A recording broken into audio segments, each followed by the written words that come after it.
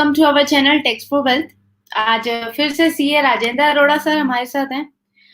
Rajendra sir most welcome. Rajendra sir आपको आवाज आ रही है? राजेंद्र सर थोड़ा सा आपका नेटवर्क इश्यू आ रहा है शायद।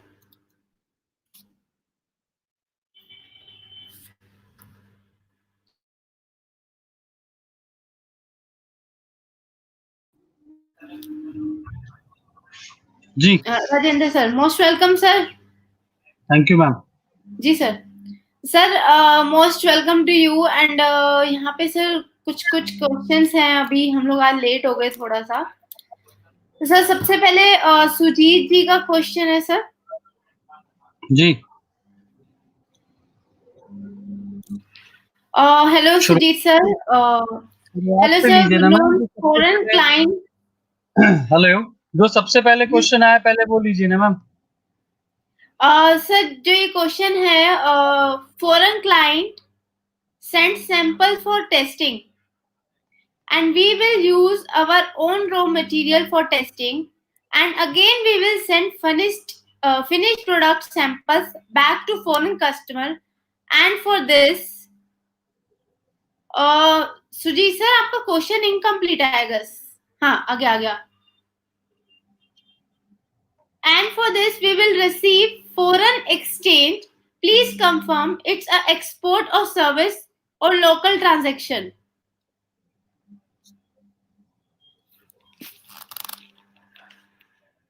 आपने फॉरेन क्लाइंट को सैंपल भेजे हैं टेस्टिंग के लिए। आवाज आ रही है मेरी Bharti?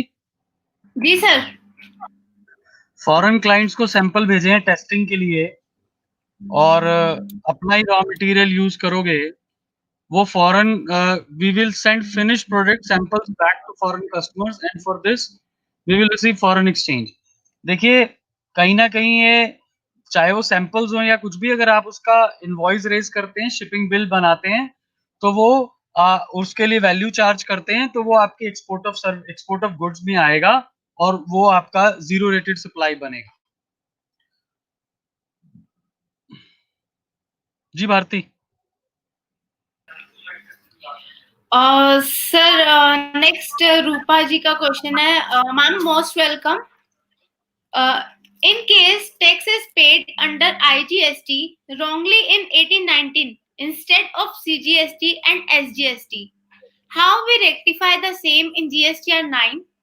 If no correction made in April to September GSTR 3B, and is refund available? देखिए मैडम, सेक्शन 77 के अनुसार अगर आपने गलत टैक्स पे कर दिया है, सीजीएसटी पे कर दिया, आईजीएसटी पे करना था, तो आप आईजीएसटी का रिफंड मांगे और सी और एस दें। और जो सेक्शन 77 में जो लिमिट है, जो रेलेवेंट डेट है, वो सेक्शन 77 के लिए एप्लीकेबल नहीं है। आप ये इसको रिफंड मांगे और इसका आपको रिफंड मिलेगा। इवन 18-19 का रिफंड आपको अभी मिल जाएगा, कोई प्रॉब्लम नहीं है। Sir, next question AM advisory से है sir. Most welcome. Sir, उनका क्वेश्चन है that our goods seized worth 3 crore without e-way bill. Now what to do? Sir आप इसको गुड्स अगर सीज हुए हैं तो आप इसकी अपील फाइल कीजिए और अपील आपको ऑनलाइन ही जीएसटी पोर्टल पर फाइल होगी। उसके बाद आपको ड्यू पेनल्टी और जो भी इंटरेस्ट टैक्स और पेनल्टी जो लगाएंगे, उसके साथ आपको पेमेंट के बाद आपको उसके गुड्स को आपको रिलीज कर दिया जाएगा। अपील फाइल करनी पड़ेगी सर, और कोई चारा नहीं है। ठीक। सर नेक्स्ट आशीष जी हैं। Ashish sir most welcome. Hello sir, please inform GST applicable on reimbursement of demurrage charges on account of import of goods and foreign pay. नहीं, अगर डैमरेज चार्जेस आप पे कर रहे हैं और on account of import of goods from foreign party, अब इसकी रीइंबर्समेंट मैं ये समझाऊं कि आपने गुड्स इंपोर्ट किए थे, यहाँ पर उसको कस्टम बॉन्डेड वेयर हाउस में रखा था, उसके डैमरेज चार्जेस आपने पे किए हैं। वो डैमरेज चार्जेस या तो आपने कलेक्ट किए होंगे तभी रीइंबर्समेंट की बात हो रही है।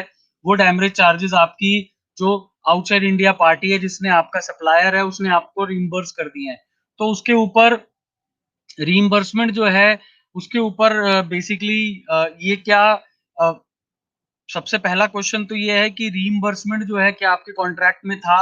अब आपने इसके लिए सप्लाई तो कोई की नहीं है, कोई कंसिडरेशन तो आई नहीं है। दिस इज मेयरली रीइंबर्समेंट और that is spent on behalf of your foreign party, तो that shall not be subject to tax, subject to conditions complied under rule 33 of the CGST rules.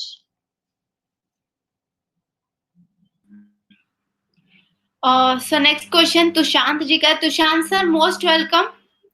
A taxable person purchases e-rickshaw without battery at 5% and purchases battery at 28%. He installs battery in e-rickshaw. He sells e-rickshaw without battery at 5%. Will he be eligible for GST refund on battery purchased? ये आपका inverted duty structure में आ जाएगा और आपको refund के लिए आप eligible होंगे सेक्शन 54 सबसेक्शन 3 में। सर नेक्स्ट क्वेश्चन ईला गर्ग जी का है। Most welcome ma'am. सर उनका क्वेश्चन है that I am a cable laying contractor and my customer deducted TDS 1% CGST and 1% SGST under GST Act.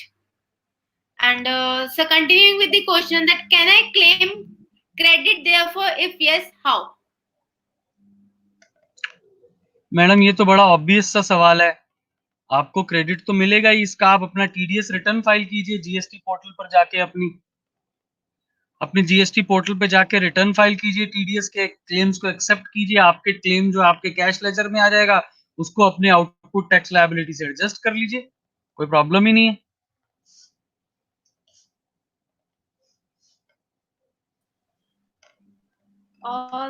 Sir रूपा जी का क्वेश्चन आया है that what document we will attach for refund in case wrong payment in different heads for 1819.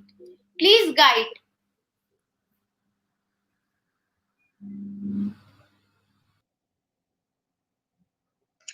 आप अपने tax चालान की copy लगाइए, transaction का invoice का copy लगाइए और ये एक नोट बनाइए कि आपने गलत टैक्स लगाया है, ट्रांजैक्शन इंटर थी या इंट्रा थी, जो भी गलती हुई है वो बताइए।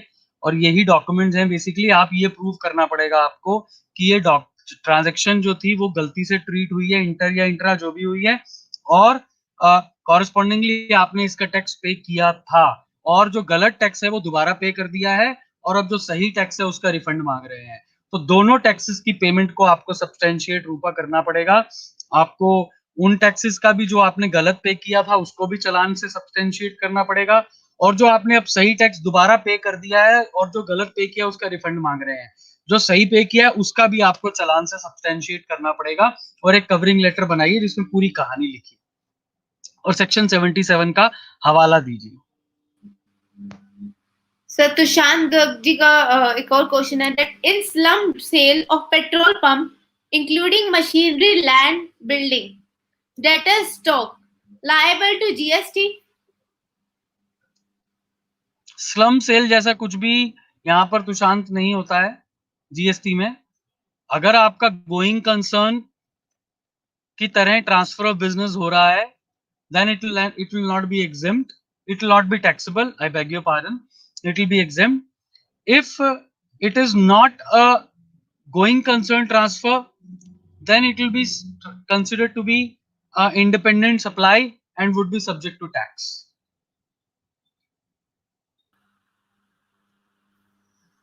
Sir, moving to next question, that whether GST shall be applicable if we billing to Italy and the goods are delivered to India. If you bill to Italy and goods are delivered to India, will not be considered to be export of goods, because as per IGST Act, export of goods has to take good for purpose of considering a transaction as export of goods. Goods has to be taken somewhere outside India, some place outside India, from India. So goods are not being taken outside India. So that means it is not an export, zero rated. So it shall be considered to be domestic supply and would be taxable.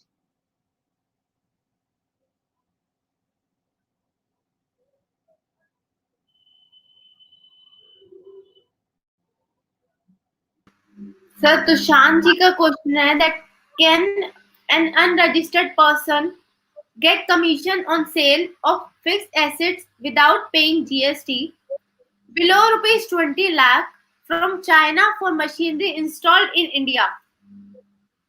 हाँ, ले सकता है जी। 20 लाख रुपए तक की interstate supply उसकी exempt है, उसको रजिस्ट्रेशन लेने की कोई आवश्यकता नहीं है, कर सकता है। अगर और कोई सप्लाई नहीं है, सिर्फ यही सप्लाई है तो शान जी कर सकता है। सर रूपा जी का एक और क्वेश्चन है दैट इज ये इनका HSN सबसे पहला सवाल था, ये इनका सबसे पहला सवाल था जो आप मिस कर गई। जी सर इनका अभी दोबारा आया है। मैम हमने आपका रिप्लाई कर दिया है, थोड़ा सा आप नहीं बैक नहीं जाके। नहीं, इस सवाल का जवाब नहीं दिया है। इन्होंने 2 सवाल पूछे थे ऊपर। जी सर नेक्स्ट क्वेश्चन है that whether fresh input tax madam credit hello, can be Bharti ma'am, availed through GSTR 9? Bharti ma'am इस सवाल जी को सर। लीजिए ना, रूपा जी के सवाल को लीजिए, ये वाले को, HSN साइज समरी को। जी sir.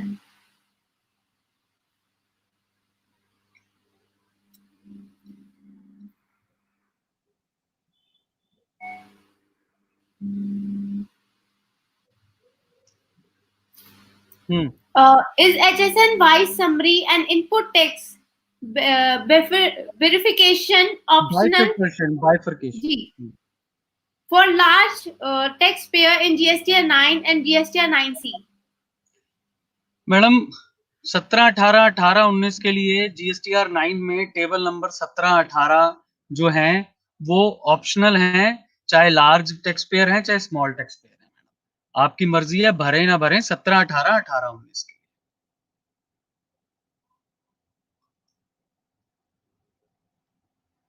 Amit sir, most welcome. Sir, Amit sir का question है that can't you please confirm that e-way bill blocking effective from 15th October aggregate annual turnover refers to turnover for which year? Immediately preceding financial year. Immediately preceding financial year, Khatri साहब।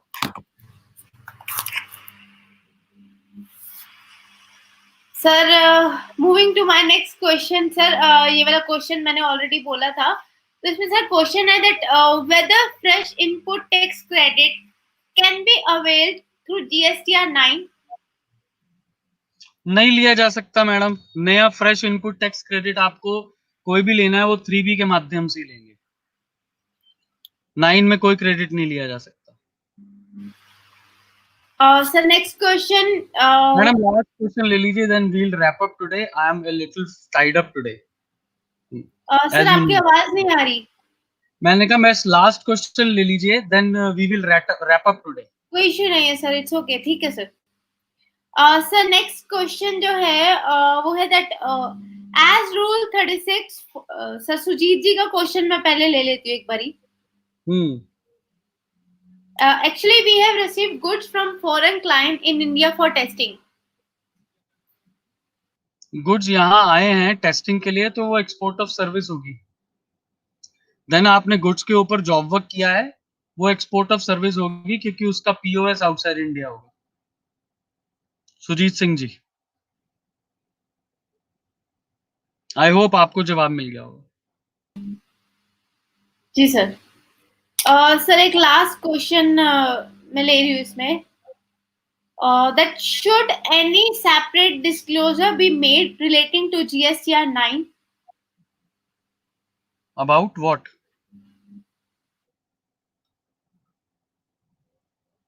इतना ही question है,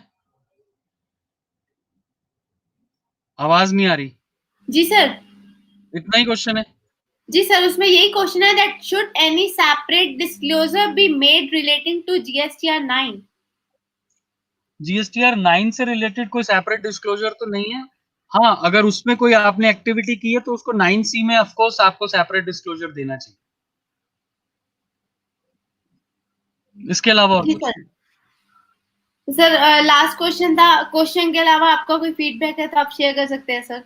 नहीं, मैं आज बस चाहूंगा, request करूंगा member से, हमारे व्यूअर्स से कि थोड़ा सा इनकन्वीनियंस है क्योंकि मैं आज अपनी गाड़ी से कनेक्ट हो रहा हूँ। I am somewhere out on some important case, तो लेकिन मैं मिस नहीं करना चाहता था अपने व्यूअर्स के साथ जुड़ना, तो मैंने थोड़ा सा इसको डेफर किया, लेकिन हम लोग मिले जरूर और आपके सवालों के जवाब दिए। जो हमारे ऑलरेडी सवाल आए हुए थे वो भी दिए, और जो हमारे लाइव मेंबर्स हमारे साथ जुड़े हुए हैं जितने भी सवाल थे हमने दिए। धन्यवाद आपका। जी, thank you very much sir. और viewers thank you very much. और आपकी कोई भी क्वेरी हो आप मुझे मेल कर देना, हम लोग नेक्स्ट सेशन में क्वेश्चंस ले लेंगे। Thank you Rajendra sir, thank you very much. Thank you ma'am. Thank you ma'am.